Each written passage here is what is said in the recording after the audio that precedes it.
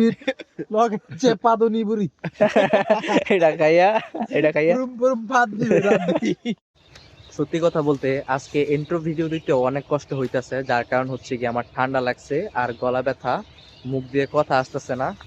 তো আবার শুরু করি। আসসালামু আলাইকুম সবাইকে, আশা করি সবাই অনেক ভালো আছেন। আমি রাব্বি কাউসার নতুন আরেকটা ভিডিওতে আপনাদের সবাইকে স্বাগতম। তো গাইস, সকালবেলা কিন্তু খুব ঘন কুয়াশা থাকলেও এখন কিন্তু প্রচন্ড রোদ আর প্রায় দুপুর হয়ে গেছে। তো আমি সকালে নাস্তা শেষ করে আমি গিয়েছিলাম নদীর পাড়ে একটু হাঁটাহাঁটি করতে। তো ওইখানে গিয়ে দেখি খুব সুন্দর শাকসবজি লাগানো হয়েছে বিভিন্ন ধরনের, যেমন টমেটো, লাল শাক, তারপর মিষ্টি আলু, তারপর হচ্ছে মিষ্টি লাউ, বিভিন্ন ধরনের শাকসবজি। তো দেখে খুব ভালো লাগছে। তো আমি একটু হাইটে আবার বাসায় যাচ্ছি। তো এখন গিয়ে গোসল করব। আর যখন আমি বের হয়েছিলাম তখন মানে হালকা হালকা কুয়াশা ছিল আর ঠান্ডাও ছিল, রোদ ছিল না তখন। তো আমার এই যে একটা মাফলার আর সোয়েটার পরে গিয়েছিলাম, আর এখন আমার খুব গরম লাগতেছে। তো এই জিনিসটা আমি এই পর্যন্ত কয়েকবার বলছি, তারপর আমি বাসায় মানে বাসার কাছেও গিয়েছি। তো পরে আমি ভিডিওটা দেখি যে সুন্দর হয় না, আর এবার যেমনই হয়েছে তেমনই থাক, মানে খুব গলা ব্যথা করতেছে।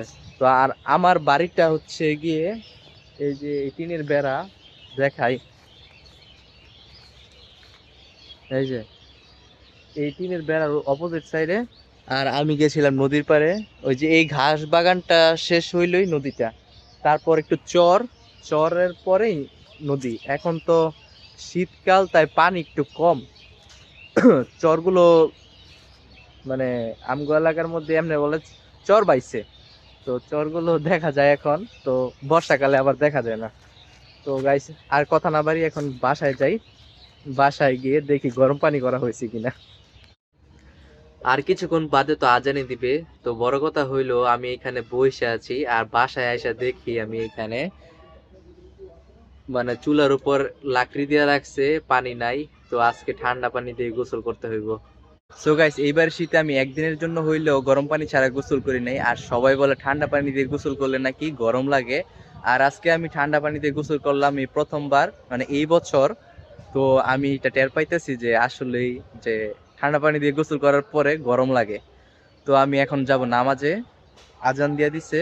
তো আমি একটা পাঞ্জাবি পরছি, আর পাজামাটা আমি খুঁজে পাই নাই, যার কারণে আমি একটা কালো প্যান্ট পরছি। তো তো তোমাদের সাথে দেখা হচ্ছে আবার নামাজ থেকে আসার পর। এটার নাম কি রাখছস? নীল হ্যাঁ, নীল নীল নীল। বাবা, খুব ইউনিক নাম। দে আদর লয় আবার। হ্যাঁ। যে কি আরাম করে আদর লইতেছে। এ হে। তো দেখতে দেখতে বিকেলের রোদ একবারে নেমে যেতেছে, আর আমরা এখানে সবাই রোদ পোহাইতেছি। তো আমাদের উঠোনের মধ্যে এই ছোট একটা কাঁঠাল গাছ, এইবার নিয়ে দ্বিতীয়বার মনে হয় কাঁঠাল হইব। তো গতবার হয়েছিল দুইটা, এইবার জানি না কয়টা হয়। আর ওইখানে সুপারি গাছের মধ্যে এক বাতা সুপারি পাইকা আছে। আর কবুতরগুলোর খাওয়া দাওয়া শেষ, তাই বৈশা বৈশা এখানে বিশ্রাম নিতেছে। যে রুমটা আছে এই রুমের সামনেই আমরা হাঁস পালন করি, এখানে আটকে রেখে। তো বিভিন্ন ধরনের খাবার, যেমন শাকসবজির ছিলকা বা অন্য কিছু আমরা দিই এখানে হাঁসকে খাওয়ার জন্য। তারপর ভাত, কুড়া, ভুসি। তো ওরা এইখানেই থাকে, তাই এখানে একবারে নোংরা হয়ে গেছে। তো গাইস, জানি না আজকে কি হয়েছে, সবাই বসে বসে বাড়িতে টিভি দেখতেছে। তো আমার আর ঘরে বসে থাকতে ভালো লাগতেছে না, তো আমি একটু বাইরে আসলাম। দেখি দেখি আজকে বিকালের মধ্যে যদি কোথাও যাই তাহলে তো দেখবাই। এখনো কোনো প্ল্যান করি নাই, একজন বন্ধুকে ফোন দিছি, তো বলছে 20 মিনিট পরে জানাইবো। তো যদি বারোই তো বা যে কোনো জায়গায় যাই তো তো দেখবোই। ভালো কথা, আমি যে এখানে ঘোরার প্ল্যান করতেছি, দুপুরে গোসলের সময় আমি কিছু কাপড় ভিজাইছিলাম। আমার একদমই মনে নাই, ভাবছিলাম দুপুরে খাওয়া দাওয়ার পরে আমি কাপড়গুলো ধুইবো। এই যে দেখেন বালতির মধ্যে এখনো ভিজানো আছে। তো কোথাও যাওয়ার আগে আমার সবার প্রথমে এইগুলো ধুয়ে দিতে হইব। মাফলারটা যদি আমি দুপুরে ধুয়ে দিতাম তাইলে এতক্ষণে শুকায় যেত, আজকে রোদ উঠছিল। তো ভাবতেছি কালকে কি পইরা যাবো দোকানে।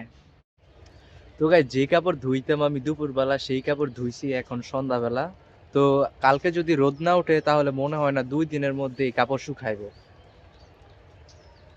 দেখেন, তো আমি না চিপা খালি রাইখা দিছি, পানি পড়তেছে, তো আজকে পানি পড়বো আর ইনশাল্লাহ কালকে শুকাই যাবো। যাচ্ছি আমার বাবার জন্মদিন, ডাঙ্গা নেহারি কিংবা ডিম খেতে আসেন। এই লোকের আমরা এখানে আসছি 3 বন্ধু, আর আমরা দেখো এখানে কি নিয়ে আসছি। বাংলা মত, স্পিড। বাংলা মত স্পিড, এটা কি দাও? বাংলা মত স্পিড লগে পাদনি বুড়ি। এটা খাইয়া, এটা খাইয়া পুরুম পুরুম ভাত দিবে রাব্বি। তারপর আমরা এখানে আমরা এখন ডাল ভাজা খাবো আর পাতবো বুরুম বুরুম বুরুম। তো গাইজ, বিকেলে একটু ঘুরাঘুরির পর সন্ধ্যায় গিয়েছিলাম মাঠে র্যাকেট খেলতে। ব্যাডমিন্টন খেলার পরে আমার শরীরটা একদম দুর্বল হয়ে গেছে। গত 2 দিন আগে আমার হালকা জ্বর এবং ঠান্ডা ছিল, যার কারণে আমি দোকানেও যাইতে পারি নাই। শরীরটা একটু ঠিক হইতেছিল, তো আজকে লাগাতার 3টা ম্যাচ খেলছি, যার কারণে আমার শরীর একদম দুর্বল। তো আমি তাড়াহুড়ো করে বাসায় চলে আসছি। তারপর দেখি সবাই খাওয়া দাওয়া করতেছে, তো রাতের ডিনার শেষ করে এখানে এসে শুয়ে রইছি। তো আজকে যেহেতু শরীরটা একটু দুর্বল, তার কারণে ভিডিওতে কোনো আমেজ নাই। আশা করি সামনের ভিডিও আরো ভালো হবে, চেষ্টা করব তোমাদেরকে আরো ভালো ভালো ভিডিও দেওয়ার। তো ভিডিওটা যদি ভালো লাগে তাহলে অবশ্যই একটা লাইক, কমেন্ট আর আমার চ্যানেলটা সাবস্ক্রাইব করে দিও। সবাইকে সামনের ভিডিও দেখার জন্য স্বাগতম। সবাইকে আসসালামু আলাইকুম।